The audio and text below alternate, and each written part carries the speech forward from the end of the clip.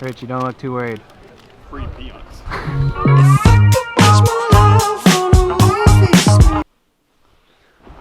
Hello, I'm present day quarantine Matthew. My job is to fill you in on all the crucial details that vacation Matthew failed to touch on. That guy's unpredictable. And I'm going to Mexico today. I'm going to Mexico with my parents and my girlfriend. And I don't know if you knew this, but there's sort of this pandemic going on right now. And I'm just wondering what the traveling is going to be like at a time like this. And the people who are traveling, are they worried? You want to see how busy the airport is?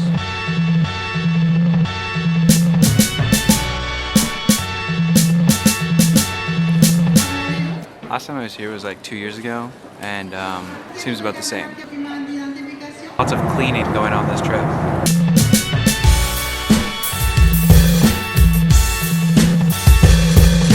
See, it's important to realize that when we took off in Montreal, everything was fine.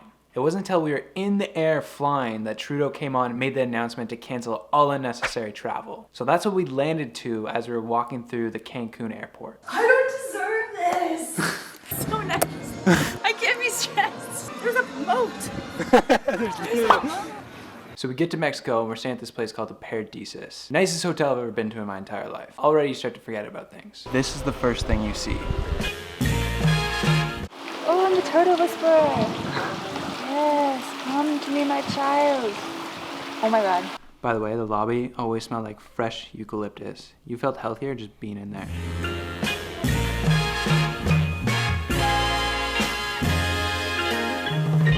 By the way, there's always snacks here. What's really crazy about all of this is how friggin' nice these pools are, man.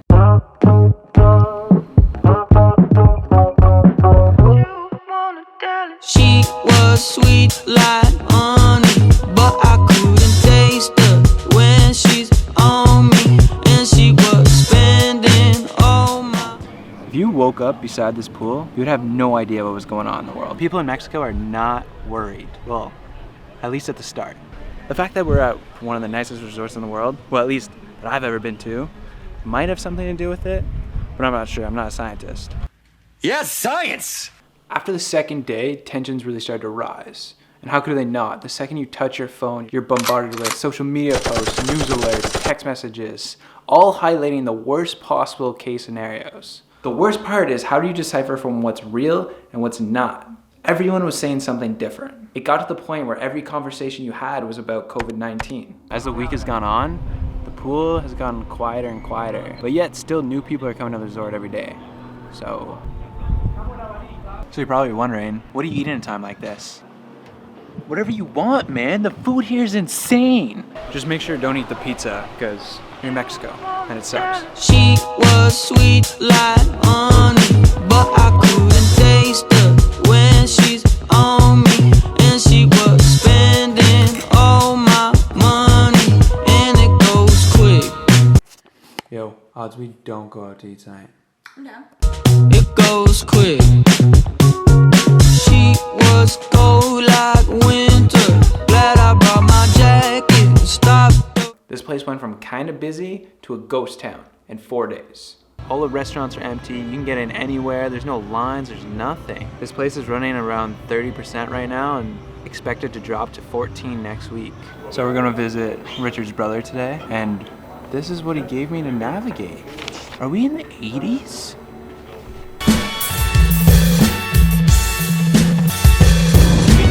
Alright, we made it to Villa de Mar.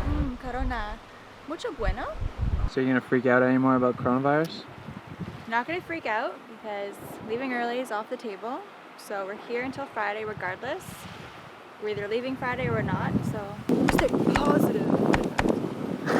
She was sweet like honey, but I couldn't taste her when she's on me, and she was spending all my... I don't know what I should be more concerned about. How many friends are texting you, or how few of my friends are texting me. Both hurt, so. She was cold like winter. Glad I brought my jacket. Stop those blisters. Freak my heart, you crystals. Damn, it goes quick. So, are you scared about the coronavirus? I'm not afraid of it because I've been drinking it.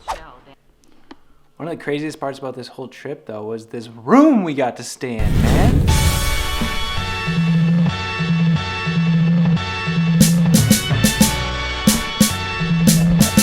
If you're gonna go through a pandemic on vacation, you might as well do it here. Can you tell I was a little drunk filming that part?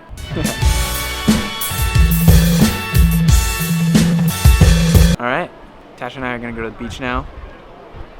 Look how far it looks. Ocean.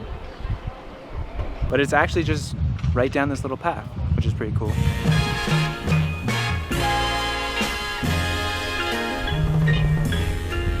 Luckily, we were at one of the nicest places I've ever been to in my whole life. So even though everything was going on, it's still pretty easy to enjoy yourself. As long as you ditch your phone.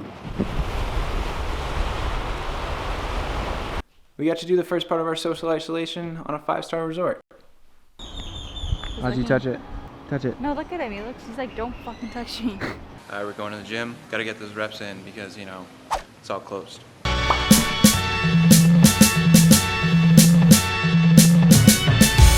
This gym is honestly pretty sick for a hotel gym. Yo, good work out there. Yo, have you seen the passports? Oh, never mind. It's our last day. We're packing up. Packing. If we were to redo this, obviously the right move would have been to delay the vacation. But we didn't know at the time, and no one else knew at the time. Everything, before we left, everything was fine. This place is fully a ghost town now. What happens to all the people that work here and rely on tourists for their income? Like our friend Dora. If we lose our job, how we can survive, right? Because I live for myself here. I rent just with my roomie. But what about the others? Like the waiters, example, they have families, wife with 3-4 kids. That's why I'm saying, no, single is better. Thank you, God. I can survive with my tequila bottle, my knife. And I don't know for sure, but I doubt the Mexican government's balling out like Trudeau, giving people $80 billion. This is it. This is the part of the trip everyone's anxious for. What's it gonna be like traveling home? What are the airports gonna be like? I don't know what to expect, but I imagine something like I Am Legend. Clear, good. I am Lieutenant Colonel Robert Neville. I'm ordering you to scan her again. Scan her again! Traveling back now, you have to fill out this health form before you get to go through customs.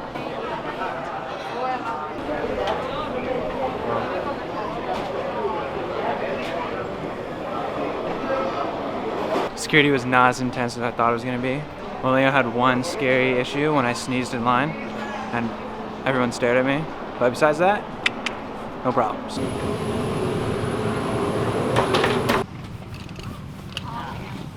All right, we made it onto the plane.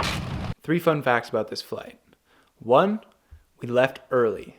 I've never seen a flight crew so eager to get people on a plane before. Ladies and gentlemen, please place your bag as soon as possible. Keep the aisle flowing. You have 4 hours to arrange your bags afterwards. Thank you. Number 2, the bathroom at the front of the plane was reserved for crew only. Pretty crazy, but also pretty reasonable. Number 3, there was no in-flight service. All you got was a snack box and a water bottle, but it ended up being pretty awesome, so I wasn't mad about it. They also didn't pick up your garbage. They did everything and anything they could to minimize interaction with crew and passengers. You're ready and you're happy, right? I am. All right, we landed in Montreal. Really hope it looks nothing like Pearson or O'Hare.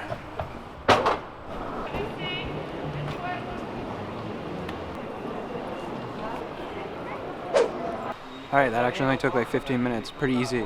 They ask you if you exhibit any of the 3 symptoms at the customs gate, and then that's about it. Now we grab our bags and go home.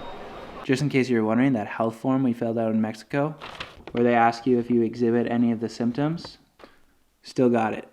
Nobody asked for it. We made it home, so I guess this is it for the next 14 days. My heart to crystals.